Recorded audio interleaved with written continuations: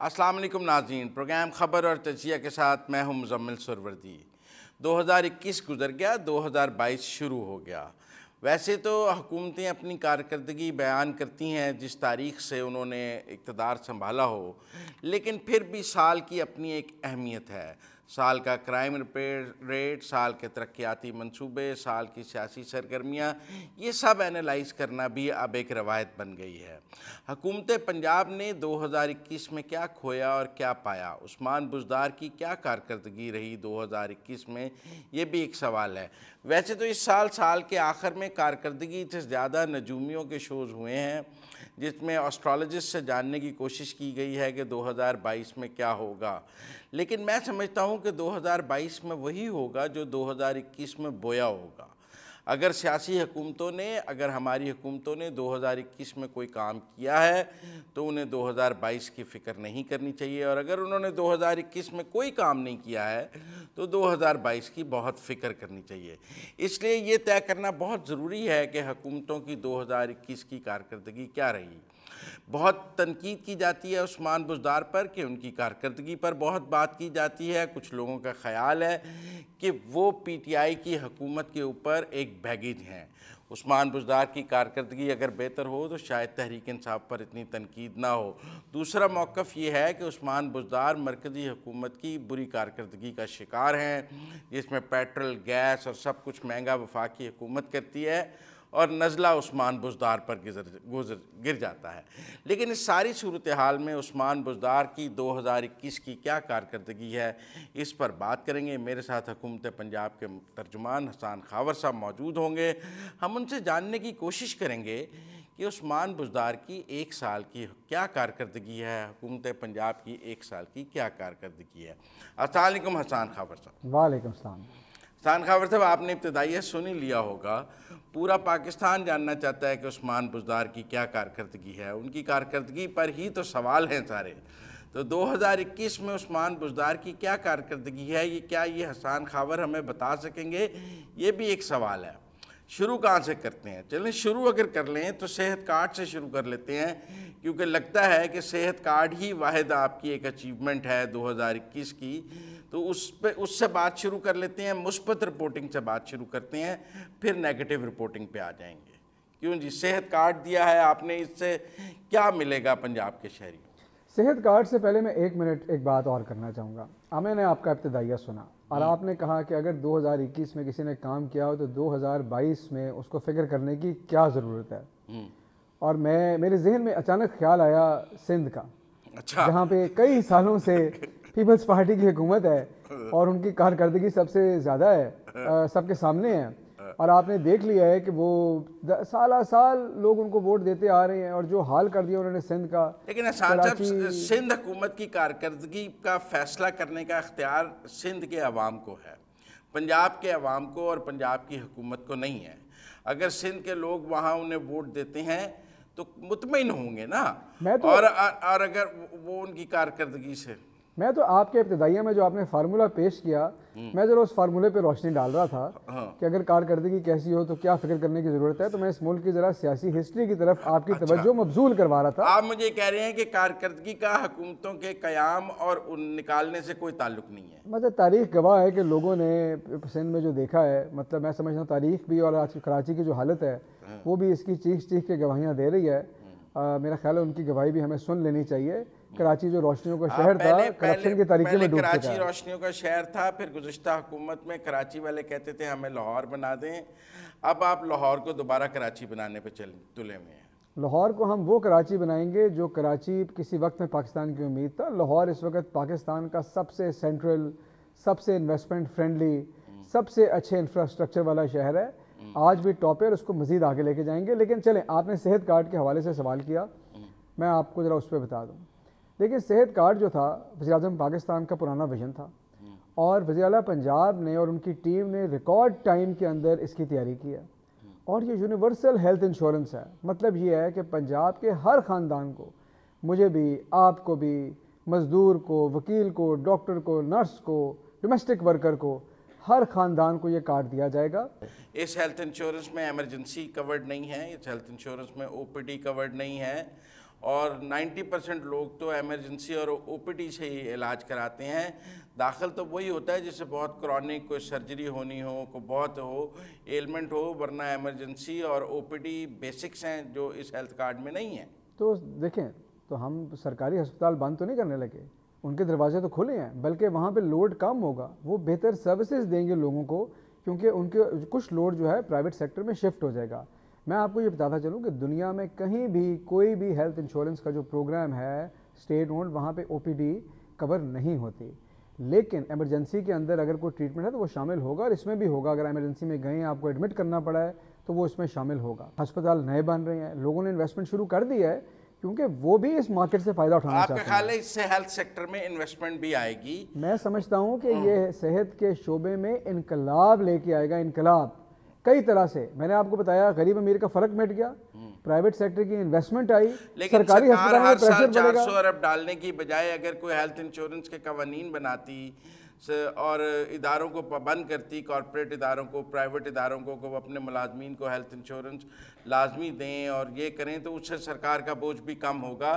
और आप सिर्फ उन लोगों को दे सकते थे जिनको कोई उनकी मुलाजमतों से ना मिल सके। नहीं, हर साल नहीं 400 अरब है, 3 साल में 400 अरब का ये प्रोग्राम है। और दूसरी बात ये है कि हमने खाली बातें नहीं की ना, हमने तो दे दिया कार्ड। हम तो कह रहे हैं हमारे के हाथ में दे देते हैं, कानून साजी भी करनी चाहिए, वो सब अपनी जगह है, लेकिन स्टेट ने अपनी जिम्मेदारी समझकर बेहतरीन निज़ाम सेहत दे दिया, जो कि आज तक जो हमारा मॉडल था फेल होता आया है। चलो हेल्थ कार्ड है जी, मान ली, आगे हेल्थ कार्ड से आगे क्या है? आगे ना आगे कुछ है ना पीछे कुछ है। इस वक्त पंजाब में जो हमारा डेवलपमेंट का बजट है वो रिकॉर्ड सतह के ऊपर है। 686 अरब हमारा है, फेडरल गवर्नमेंट अलग पैसे डाल रही है, 750 अरब के करीब ये तरक्याती मंसूबे। आज तक पंजाब की तारीख में पहले ऐसा नहीं था। दूसरी बात यह है कि ये जो पैसे हैं, ये पैसे सिर्फ़ और सिर्फ मखसूस हलकों के लिए नहीं है, लाहौर से 10 किलोमीटर इधर और 10 किलोमीटर उधर के लिए नहीं है, ये पैसे पूरे पंजाब के लिए हैं, पूरे पंजाब में डाल रहे हैं। तीसरी चीज़ ये है कि सिर्फ पब्लिक इन्वेस्टमेंट नहीं कर रहे, पब्लिक इन्वेस्टमेंट इस तरीके से करनी है कि हम प्राइवेट सेक्टर की इन्वेस्टमेंट क्राउड इन करें। क्या मतलब? जहां हम 1 रुपया डालते हैं वहां प्राइवेट सेक्टर भी 4 रुपये डाले। उन जगहों पे डालें जहां पे डेवलपमेंट डेफिसिट है, वहां पर पैसे डालें, सरमायाकारी के मौके बने और प्राइवेट इन्वेस्टमेंट आए, तो बहुत बड़ा एक इन्वेस्टमेंट का हमारा पोर्टफोलियो है। एक बात, जब आप सोशल सर्विसेज को देखते हैं, आपने बड़ा अच्छा सवाल उठाया, आपने कहा कि जी अगर इमरजेंसी या ओपीडी कवर अगर नहीं है तो फिर क्या करेंगे? तो पंजाब के अंदर नए अस्पताल बन रहे हैं। सिर्फ लाहौर के अंदर 3 नए emergency and trauma centres services, जना अस्पताल और अल्फा करीम टावर के साथ। गंगाराम अस्पताल के अंदर एक नया अस्पताल बना रहे हैं, मदर एंड चाइल्ड हॉस्पिटल, जो कि वो सहूलियात देगा पब्लिक सेक्टर में जो पहले सरकारी अस्पतालों में अवेलेबल नहीं थी। इस तरह के लातादाद मंसूबे सेहत के हैं। आप सोशल सर्विसेज पे आते हैं, एजुकेशन पे आते हैं, आपको पता है 27,000 स्कूल अपग्रेड हो रहे हैं 50 अरब रुपए की रकम से। अच्छा, आप एक सोशल वेलफेयर की तरफ जाएं।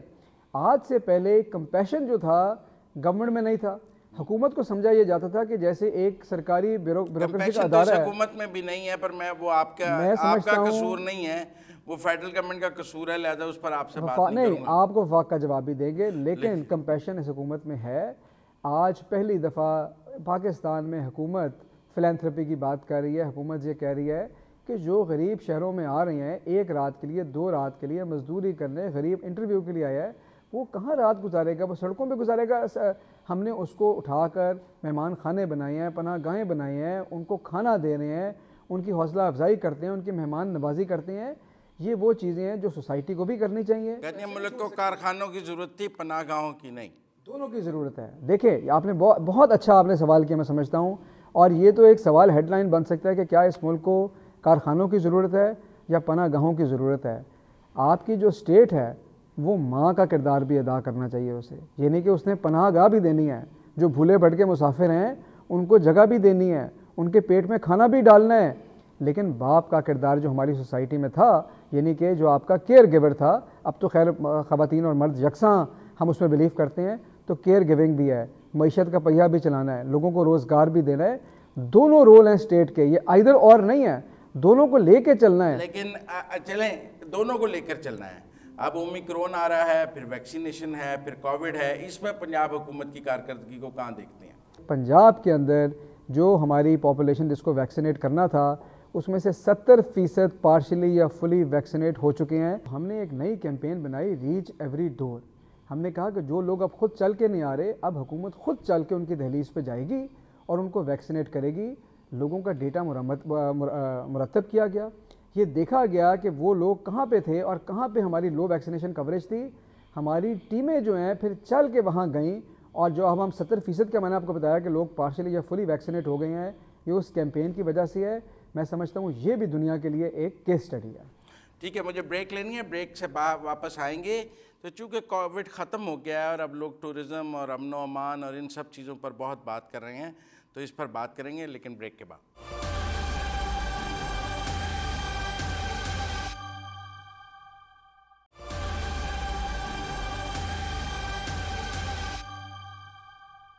ब्रेक के बाद खुशामदीद नाज़रीन। हमारे साथ मौजूद हैं हसन खावर साहब और 2021 में पंजाब हुकूमत की कारकर्दगी पर बात कर रहे हैं। पाबंदियाँ खुल गईं, टूरिज़्म खुल गया। हमें नज़र आता है इस बार बर्फ़बारी पर लोग सियाहती मकामात पर बहुत नज़र आ रहे हैं, न्यू ईयर पर बहुत नज़र आ रहे हैं। हालांकि बहुत अफसोस की बात है कि हुकूमत पंजाब ने न्यू ईयर की तकरीबात पर बहुत पाबंदी लगाई और उसको क्रश करने की कोशिश की। हालांकि ऐसा नहीं होना चाहिए था और हसन खावर साहब के होते हुए ऐसा हुआ, हमने देखा। लेकिन फिर भी आगे टूरिज़्म इन पंजाब आप कहाँ देखते हैं? मरी के अलावा तो कहीं नहीं है। अच्छा, आपने जो पहले बात की, देखें शहरियों की जो हिफाजत है ना, वो हमारी पहली प्रायोरिटी है।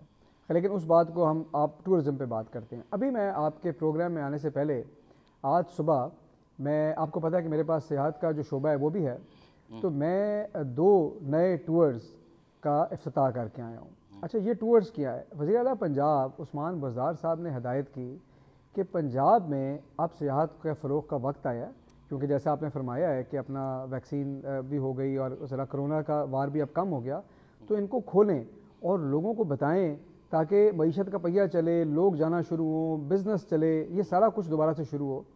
तो हमने 2 नए टूर्स आज से शुरू किए हैं। एक टूर है जनूबी पंजाब का और एक टूर है करतारपुर का। करतारपुर एक ऐसी जगह थी जहाँ पर अभी लोग नहीं जा रहे थे और हमने करतारपुर कॉरिडोर में इतना इन्वेस्ट किया है। हम चाहते हैं कि सिख यात्री भी आएँ, बाकी लोग भी आएँ, तो हमने एक आम टूर का आम पाकिस्तानी भी जाएँ। तो इसके लिए अल्हम्दुलिल्लाह वज़ीर आला पंजाब की हिदायत पे हुकूमत पंजाब ने आज से हफ्तावार टूर्स शुरू कर दिए हैं। ठीक है, क्या बस है जो जाएगी? जी, बस जाएगी। ग्रुप टूर्स होंगे, 10 लोग, 20 लोग, इंडिविजुअल बंदा भी आ सकता है, उसको हम लेके जाएंगे, दिखाएंगे। और ये इवैक्यूएट ट्रस्ट बोर्ड के ताबन से हमने किया जी। जनूबी पंजाब वाला क्या है? जनूबी पंजाब के ऊपर समहाउ पंजाब में और पाकिस्तान में सियाहत का वो फोकस नहीं रहा। हम कराते हैं चोलिस्तान, जीप रैली वगैरह, लेकिन आपने भी जिक्र किया तो आपने नॉर्थ का जिक्र किया कि लोग बर्फ़बारी के लिए जाते हैं। हमारे जनूब में इतना कुछ है देखने के लिए, लेकिन समहाउ अभी तक हम प्राइवेट सेक्टर का वो इंटरेस्ट क्रिएट नहीं कर सके। इसीलिए इस इंफॉर्मेशन और सर्विस फेलियर को ब्रिज करने के लिए ये टूर्स हमने खुद शुरू किए हैं और अब हम प्राइवेट सेक्टर को लेके जा भी रहे हैं। हम टूर ऑपरेटर्स को लेके जा रहे हैं कि देखें ये टूर्स आप खुद अरेंज करें ताकि ये एक नई मार्केट डेवलप हो, वहाँ की इकोनॉमी भी फ़ायदा उठाए, जो हमारा नॉर्थ है उससे प्रेशर भी कम हो। टूरिज्म तो चलेगा अमन ओमान से, और जब सियालकोट सानिया सियालकोट जैसे वाक़यात हों, मिंटो पार्क जैसे वाक़यात हों, बिलाल यासीन पर कातलाना हमला हो, चाइनीज़ से पैसे छीन लिए जाएं, पंजाब में अमेरिकी खातून का कत्ल हो, कौन सी टूरिज़्म? अमन ओमान, आप आईजी बदल लेते हैं, CCPOs बदल लेते हैं, लेकिन लॉ एंड ऑर्डर के मसाइल तो कुछ काबू में नहीं हैं आपके। अच्छा देखें, बिलाल यासीन साहब के ऊपर जो हमला हुआ बहुत ही अफसोसनाक है, और आपको पता है कि वज़ीर आला पंजाब ने ख़ुद भी फ़ोन करके उनकी इयादत की है और हदायत की है कि इनकी जो तफ्तीश है केस की बहुत तेज़ बुनियादों पर की जाए। अगर CCTV फुटेज है तो वो देखी जाए और जल्द अज जल्द जो इसमें मुलव्वस है उसको पकड़ा जाए और केस चलाया जाए। ये बहुत अफसोसनाक वाक़या, तो मैं ये बात करना ज़रूरी समझता हूँ। आपने जिन केसेस की बात की, आप उन्हीं केसेस के अंदर अगर निगाह उठा के देख लें, सियालकोट केस का वाक़या बहुत ही अंदोनाक वाक़या था, लेकिन आप ये देखें कि कुछ घंटे के अंदर पुलिस ने पहले लोग पकड़े और 24 घंटे के अंदर तमाम लोगों को वो गिरफ़्तार कर चुके थे। इसी तरह पिछले केसेस का आपने जिक्र किया, तो मैं आपको ये बताना चाहता हूँ कि हुकूमत रिस्पॉन्सिव है इस वक्त टॉप से, यानी वज़ीर आला ख़ुद इस चीज़ में बहुत दिलचस्पी लेते हैं, ख़ुद फ़ोन करते हैं और पुलिस जो है बहुत जल्दी हरकत में आती है। तो जहाँ पर ये कारकर्दगी है, मेरे ख्याल में उसको सराहना भी चाहिए। आप लोग पिछली हुकूमत की जब भी बात करते हैं, नून लीग की, ठीक है आप सियासी प्रोग्राम नहीं कर रहे, आप मुझे बता दें कि 10 साल से तो बिला शराकत गैर इधर थे, उससे पहले भी उनकी लंबी हुकूमत चली है। आप मुझे बता दें कोई ऐसा थाना था, कोई ऐसा स्कूल था जहाँ को अपने बच्चे को भेज सके या जाकर अपना क्राइम रजिस्टर करा सके। तो जो चीज़ें तब्दीली आने लगी हैं, अगर हम स्कूलों को अपग्रेड कर रहे हैं, अगर हम थानों को मॉडल थाने बना रहे हैं, ये कल्चरल चीज़ें हैं, ये माइंडसेट की तब्दीली है। तो ये एक लंबा सफ़र है, लेकिन हम इस सफ़र पे रवाना हो चुके हैं और इंशाल्लाह वहाँ लेके जाएंगे। ट्रांसफ़र पोस्टिंग पे आते हैं, ये मैं आपको 1 मिनट उसका जवाब दे दूँ। देखिए, अभी मैंने आपको बताया कि जब हाई प्रोफाइल क्राइम्स हुए तो कैसे हुकूमती मशीनरी हरकत में आई। हम लोग जो है ना टॉप मैन से बहुत obsessed हो जाते हैं कि जी IG कौन है, चीफ सेक्रेटरी कौन है। हुकूमत बहुत बड़ी मशीनरी है। हम बिलीव इनफरादी लोगों में नहीं करते, हम बिलीव करते हैं सिस्टम के अंदर, हम बिलीव करते हैं टॉप से ओनरशिप के ऊपर, हम बिलीव करते हैं अकाउंटेबिलिटी पे। आपको पता है कि इस वक्त CM सेक्रेटेरिएट के अंदर एक पूरा परफॉर्मेंस मैनेजमेंट का निज़ाम है, जिसमें हम डिपार्टमेंट्स को देख रहे हैं, अथॉरिटीज़ को देख रहे हैं, कंपनीज़ को देख रहे हैं। स्पेशल मॉनिटरिंग यूनिट के ज़रिए उसकी तमाम परफॉर्मेंस जो है वो पीरियडिकली वज़ीर आला को पेश की जाती है और लोगों के खिलाफ एक्शन लिया जाता है। हम सिस्टम की स्ट्रेंथ में यकीन करते हैं। बाकी रह गई ट्रांसफ़र पोस्टिंग की बात, अगर लोग डिलीवर नहीं करेंगे हुकूमत की एक्सपेक्टेशन के मुताबिक तो उनको जाना पड़ेगा। चलें लोकल गवर्नमेंट पे आ जाते हैं।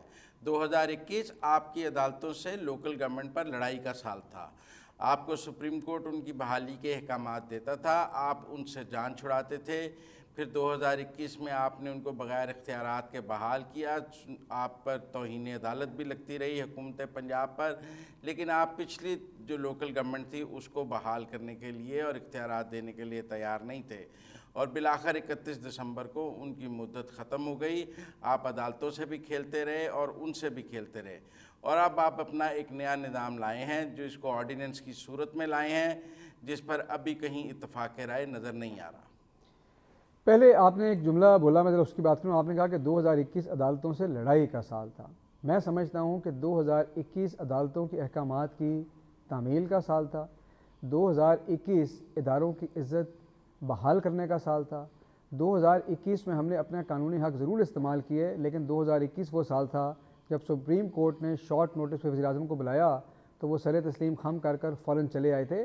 हम लोग वो लोग नहीं हैं जो इदारों से लड़ाई में यकीन रखते हैं। बल्दियाती इदारों के ऊपर हमने बारिंग एनी एडमिनिस्ट्रेटिव कॉम्प्लेक्सिटीज़ हमने अदालतों के हुक्म की तामील की, वो रिस्टोर भी हुई, उन्होंने अपनी मुद्दत पूरी भी की है और हमने उनको तमाम तर वसाइल जो भी कानून के मुताबिक थे वो दिए हैं।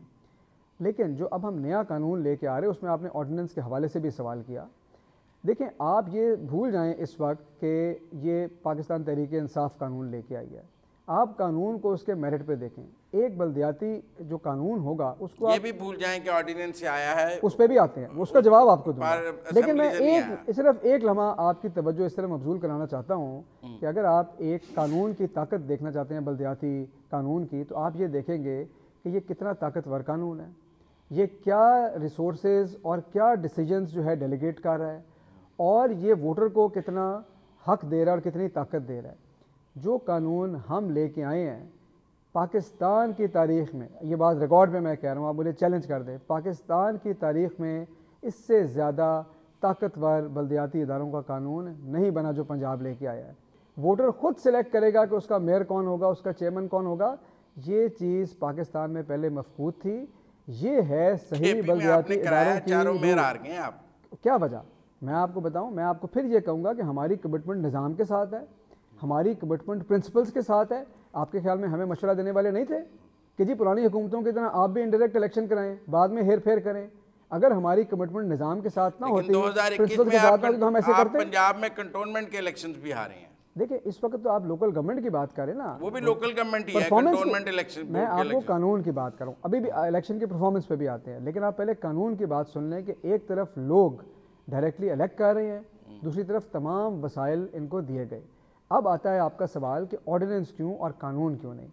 सिर्फ इसलिए कि कोई हमें ये ना कहे कि हम शायद ताख़ीर करना चाहते हैं इलेक्शन में और इसलिए हम कानून के अप्रूव होने का इंतज़ार करें। ऑर्डिनेंस करके डिलिमिटेशन ग्राउंड वर्क शुरू किया, पेश किया असेंबली में, हमारे इत्तेहादियों का जो फीडबैक आया उसको लिया, उसकी रोशनी में उसको अमेंड किया, और अब हम अपोजिशन से भी पूछ रहे हैं, जो उनकी राय होगी उसको हम इसमें इनकॉर्पोरेट करेंगे। कब करा देंगे इलेक्शन? वक्त में होंगे इंशाल्लाह, मार्च अप्रैल में हो जाएंगे बिल्कुल इंशाल्लाह। एक ये भी कहते हैं कि पंजाब में तमाम ज़मीनी इंतखाबात तहरीक इंसाफ हारी है, और ये भी हुकूमत पंजाब की बुरी कारकर्दगी पर अवाम ने वोट से मोहर लगाई है कि हमें नहीं आप कबूल, आप सारे ज़मीनी इंतखाबात हारे हैं पंजाब में।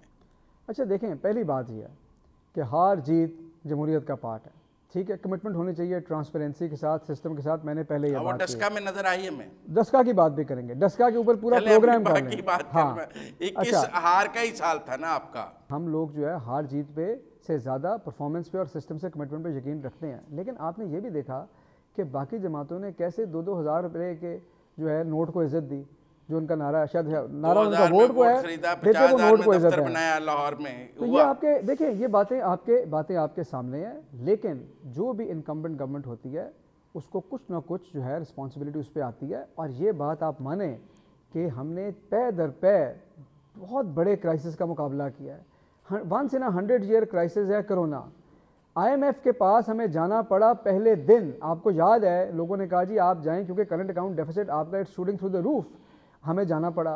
FATF की तलवार हमारे सर पे लटका दी गई। ग्लोबल इन्फ्लेशन वेव के बीच में हम एग्जिस्ट कर रहे हैं, सप्लाई चेन्स दुनिया की डिसरप्टेड हैं। उसके बावजूद एक के बाद दूसरे क्राइसिस हमने निकाला है। आपको लगता है कि 2022 में आवाम की राय 21 की निस्बत बदल जाएगी? इंशाल्लाह बदलेगी। और अगले इंतखाबात में जो आप ज़मीनी इंतखाब आ रहे हैं उसकी निस्बत आवाम दूसरी तरफ वोट देंगे। 2022 में आवाम के लिए मज़ीद आसानियाँ आएंगी, उनकी राय मज़ीद बेहतर होगी। और 2023 इंशाल्लाह एक दफ़ा फिर पाकिस्तान तहरीक इंसाफ की जीत का साल होगा मेन इलेक्शंस में। बहुत शुक्रिया हसन खावर साहब हमारे साथ बात करने का। नाज़रीन, आपने 2021 का हुकूमत पंजाब की कारकर्दगी के हवाले से एक अहाता सुना। हमने इनसे हर मौजू पर सवाल करने की कोशिश की, हर हवाले से गुफ्तगू करने की कोशिश की। उन्होंने अपनी कारकर्दगी आपके सामने रखी है। एक जमहूरी मुल्क में हर हुकूमत को अपनी कारकर्दगी आवाम के सामने रखने का हक़ है और मुझे सवाल करने का हक़ है। बहरहाल आज तक के लिए इतना ही। अपने मेज़बान मुज़म्मिल सरवरदी को ख़बर और तजिया से इजाज़त दीजिए। अल्लाह हाफ़िज़।